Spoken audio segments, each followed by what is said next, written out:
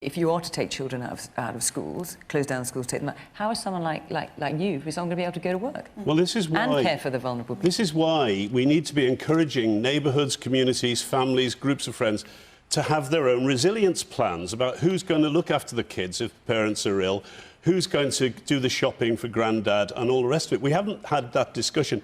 But the vulnerable groups...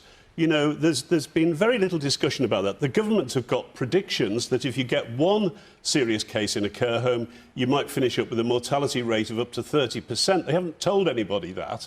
These are the sort of figures that they're working with. On what, sorry? Is that figure true? These planning assumptions that they have, which they're not sharing with us.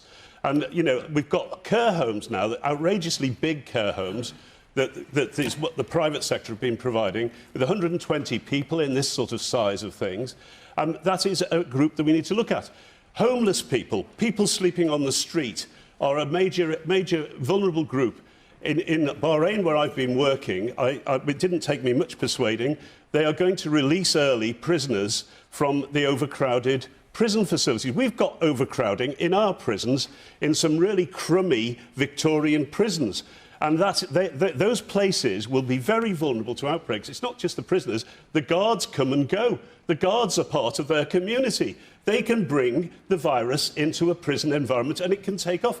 So what are you saying? What are you just? What are you saying should happen? This is on the radar and it's not being discussed. They've had outbreaks in prison in China and in Iran. They've had outbreaks in psychiatric units. These things are not being discussed, or if they are being discussed, they're being discussed behind closed doors. And the public needs to be involved in these conversations. Richard.